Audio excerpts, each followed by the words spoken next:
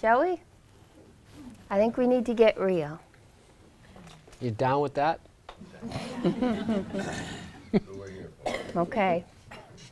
I want to talk about something that could be a little sensitive, but it doesn't, I don't mean it to be.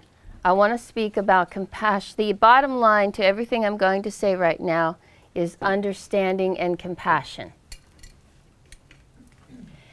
All the great ones tell us. Stay out of judgment. Right? How do you do that? Well, let's look at it, all right? Let's look at something. Let's use a real life situation. I'll let everybody get settled.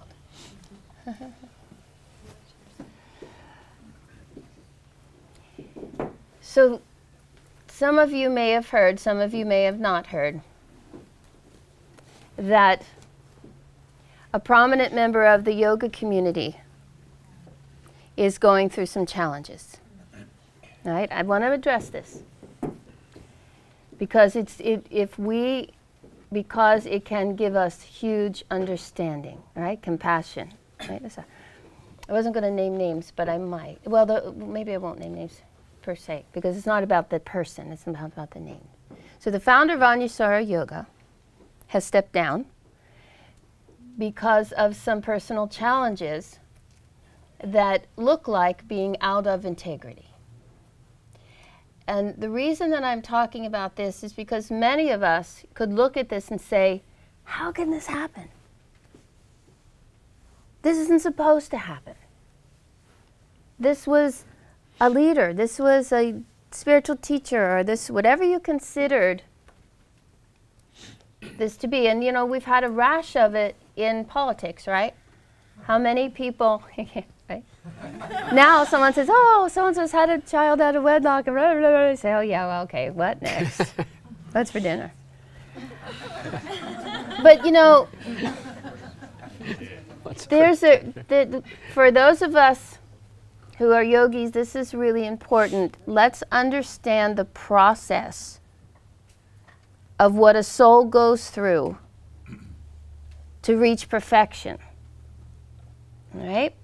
Now, in the Eastern tradition, it's beautifully laid out, eightfold path.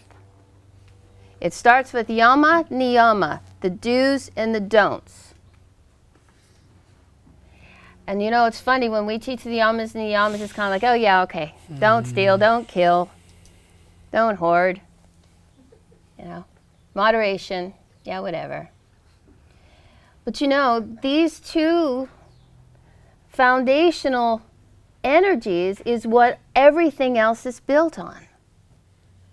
Then we go to asana, right? And then asana, it's supposed to be having enough control of the body that you can sit still and begin the next path. But you know, many, many, many incarnations are spent in perfecting patience and non-judgment and compassion, right? Faith. Then we get a little control of the body. Then we think, oh, you know, maybe I should change my diet. Nah, maybe I should exercise. Then after that, for those of you who are familiar with the Eightfold Path, we get into life force control. Actually taking the life force and controlling it so that it moves through the spine, it goes in one channel, it's not all over the place, and we can start moving toward oneness, experience soul and spirit oneness. That's what this is about, Radha Krishna. The soul is Radha, Krishna represents all that is. So, I'm going to take you over to the West for a moment. In the West, in metaphysics, we learn that there are three phases that a soul moves through. First, religion. Religion has been very distorted by humans. In its pure sense, it's supposed to give us faith and trust in that which is unseen. It gives us, in its pure sense, religion was supposed to give us a very strong foundation. And of course, what did the Judeo-Christians, and I know the Muslims are very strong, 10 Commandments or something to that effect, right? The right and wrong. You know, it's like, first we learn, just don't kill each other, okay? Well, just be happy if you don't kill each other, you know? They don't steal. I mean, it takes incarnations to get that down. We're laughing, right? But that we get it down a little bit. And, you know, as we go into the new day, we will have more support. We will learn that discordant energies, as we move through this discordant energies eventually, as we work for incarnations or maybe years to get our habits and everything under control, and then here we are, you know? So we get to that phase and we've done that, right? We've got an experience of the divine. We have an experience where we realize that we're one with Spirit. And we're given maybe the role of teacher. And we have a degree or two of enlightenment. A degree or two. Because enlightenment comes in degrees. It's not, ta-da, you're enlightened. Right? It comes in degrees. You realize you have faith, you have trust. You have faith, you trust, you plod along, you begin to know. You begin from knowing to experience. From experience, you say, okay, I'm going to share it. I've gotten out of the woods, I'm going to share it. Great. Then, and this takes, you know, we're not just monks and nuns and, you know, renunciants. We do this as accountants, we do this as politicians, we do this as maids, we do this, you know, whatever occupation, it's all honing. Looking at everything in our life as an experience for love and to trust and have faith, right?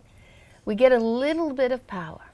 We get a little bit of self-control, meaning power, meaning, you know, got a little control here. We're building our mental strength.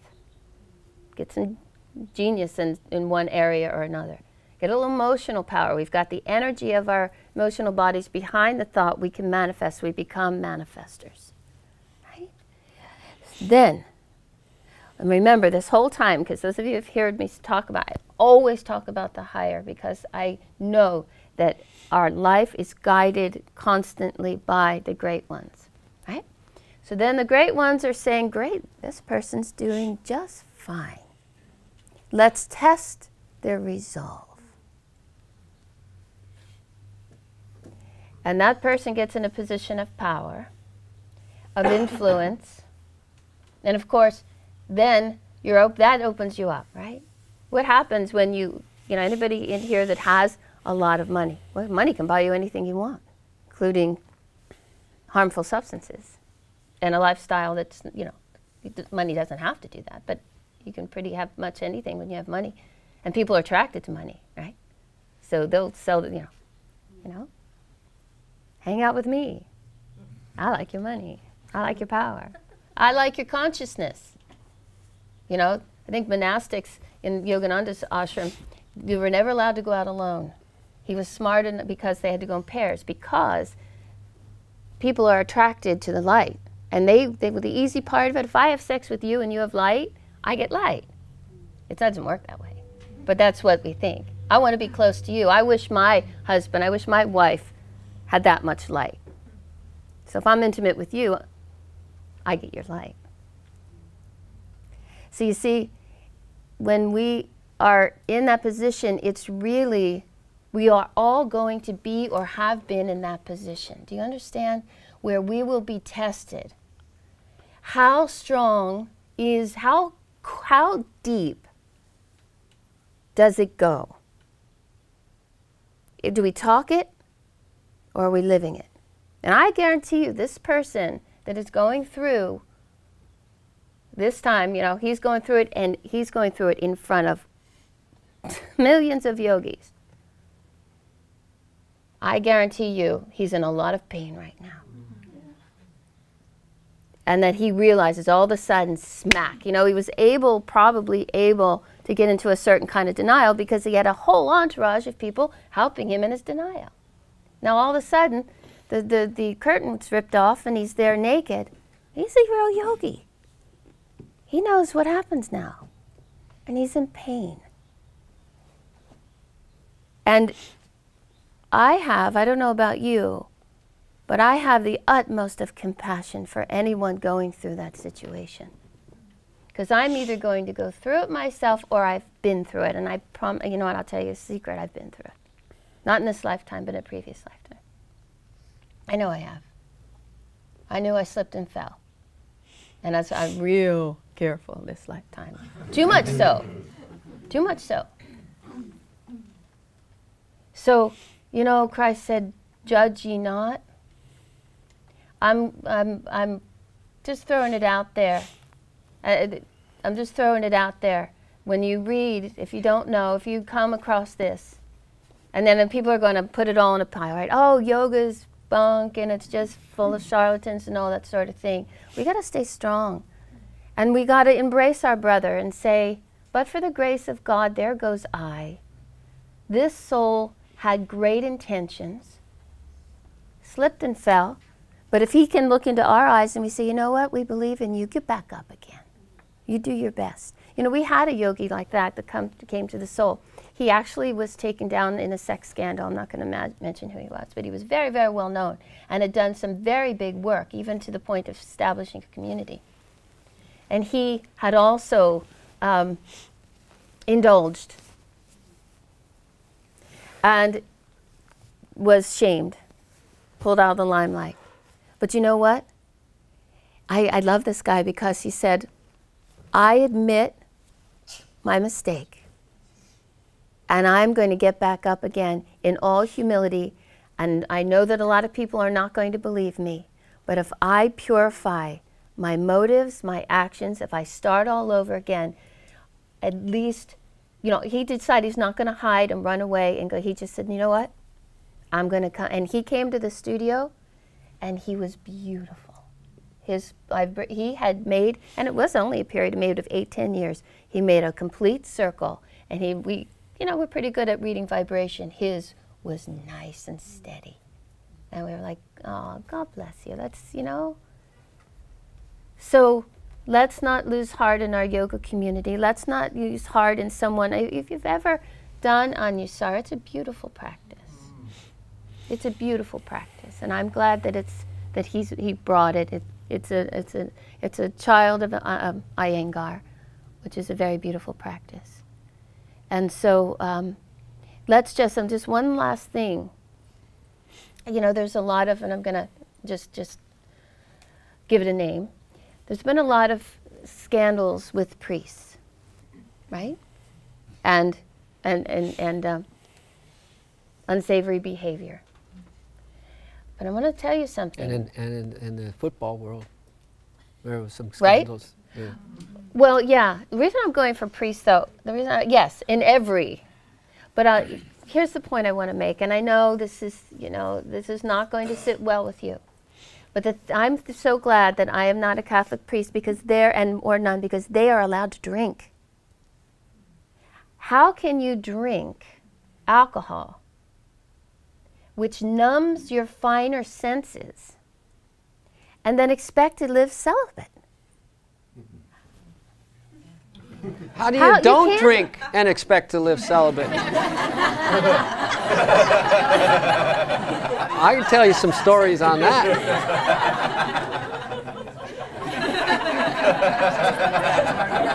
I mean, either way, it's difficult.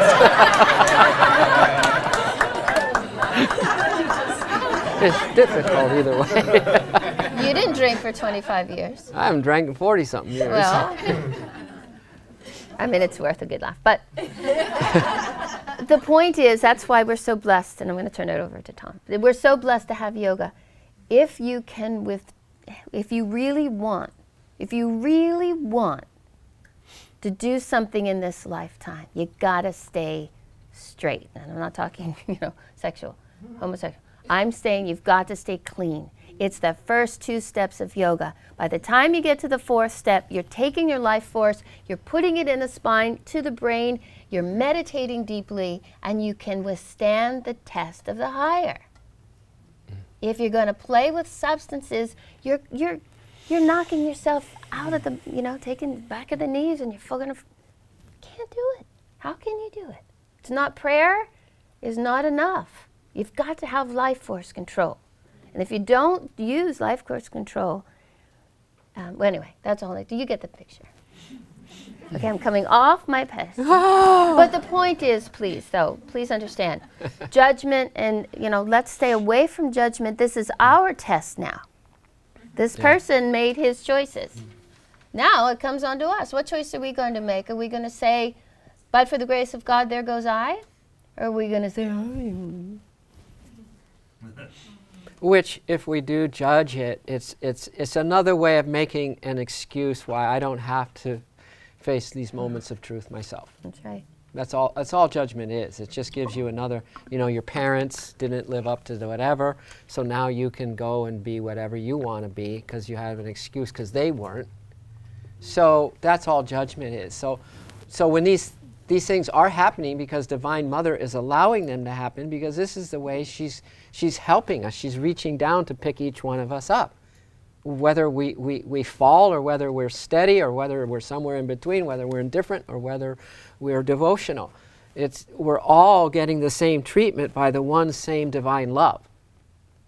So, but what everything Trish said, and then this angle too, where I feel for my brother around this is that he's got to climb back up the mountain, He's got to, and those demons, they don't go away because you're really sincere and really want to just say, okay, I've learned. They don't go away and say, oh, okay, you've learned, so I'm not going to bother you anymore. No, they're around every breath and every day and every nook and cranny and every possible test in the future. For you and me. This is, as Trish said, for you and me we're talking. If you and I can take this spiritual path a little more to heart. See, because in our doings, so-called doings on the spiritual path, it's not us doing it. We're not the doer. It's all grace. It's all grace. And grace comes when your heart is sincere. When you are tuned to the true purpose of something as you can possibly be tuned to the true purpose of something. And yoga is a holy word. It is as holy as God or Krishna or Muhammad or any of the sacred texts. It is the most sacred word of any, yoga, because what it means is oneness and union with God, with Spirit, with Divine Mother, with love, with peace, with the light, with the Christ and the Krishna light. It means absolute mergence and becoming one with, so no longer do you even concern yourself about you. Because it's not you, you're that, you're that. Tattvamasi, thou art that. You are all that is. And so yoga, if we can approach it, you and I, from in the sense of this sacred, this is why our classes are the way they are, right? Because we need to get this foundation in this life. Even if we die with the intention to have a foundation of sincerity, and I'm an open book, God, which will then make me an open book with you, which will then help me not to judge you, but be super compassionate, as we can feel that energy coming through Trish this morning in some of your hearts as well. Super compassionate when someone who you looked up to, and probably it's yourself, fall. Don't make it. Hit the ground again, go into the dumps.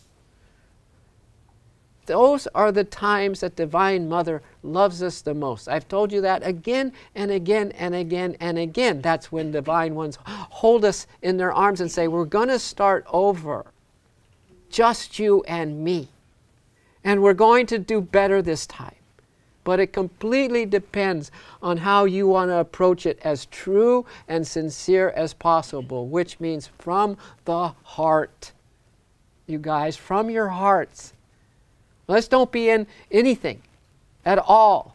Because in the yoga scriptures of the Bhagavad Gita, it says, if you forget this thing called heart, if you forget this thing called love, if you forget this thing called service, selfless service from the heart, and you let go of every other motive, if you're cleaning teeth like this young lady does, she cleaned my teeth recently, this girl right here. Can you imagine? And I go there and I'm kind of in this interior state, and then all of a sudden we start talking. Now here she is at Soul Talk. It's just like it's kind of contagious, right? And here's the one that forced her here. Here's the boss there at the dentist. The Center for Dental Health, right, in La Jolla. I talked about Sanjay. But anyway, it doesn't matter what it is that we're doing. It's a matter of love now. It's a matter of how much love we can put into anything we do, and especially our spiritual path. Even if you don't know it. Because if not, it's called asat, meaning it has no value. You guys, if ever you feel like a little undervalued, like you don't really feel like people value you, is because we're not putting love into what we do. Because love is the only thing that's going to help you feel value. Right? And when we don't, our service, no matter how great we be, our overcoming to get to some point where now God is saying, now I want to let you shine. I want you to be an example for our brothers and sisters on the planet. So I'm going to give you some position. Trust me, in the Order of Self-Realization Fellowship, I'm working too on Trisha of past lives of blowing it. And I promise you, every one of you are too. We're just working here, you and I, holding each other's hand, breathing a lifeline of spirit, and praying every day on our knees in complete humility. Help me, God, that I can stay straight this time around. Right? But if we're not putting love into it, it has no value. Your existence will seem like it has no value. This is very clear in the Bhagavad Gita. So what my learning is from hearing about this is to secure myself even more in these values that I've lived my life by. To secure myself even more. To protect myself even more. Trish just reminded me, she said, you know, we're going to be like it was for you in the ashram, where I never left those grounds without a companion. We didn't go to give a sermon at one of our temples in Self-Rule without a companion.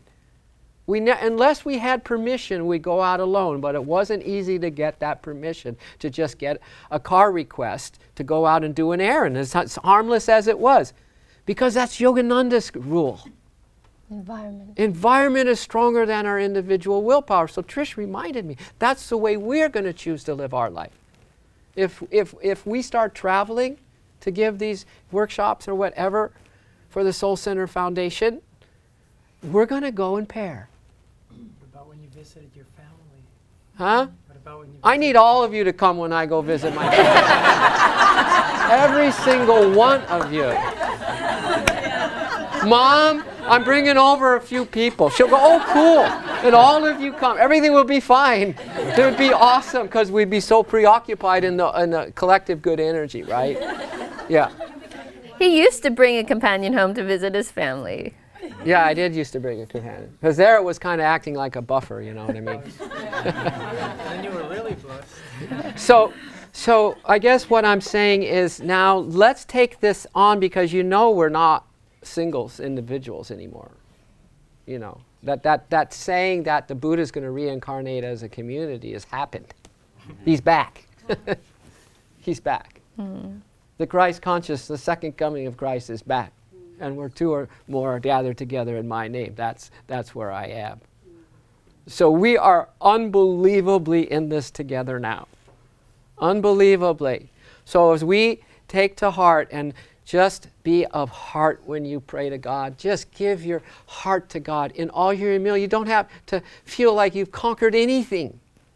Because the way you will conquer is when God gives you the grace to conquer. And that comes from giving your heart to God. Do you see? But if we have any kind of ulterior motive here, if we are teaching from the front of the room and our consciousness lowers, you got to get right on it and come back to your heart. If you're not in your heart, your consciousness will stay on the lower, because the only way to raise consciousness is to be in love. But we have a duty now to the higher. There is a great project afoot on planet Earth. Huge. It's called awakening souls.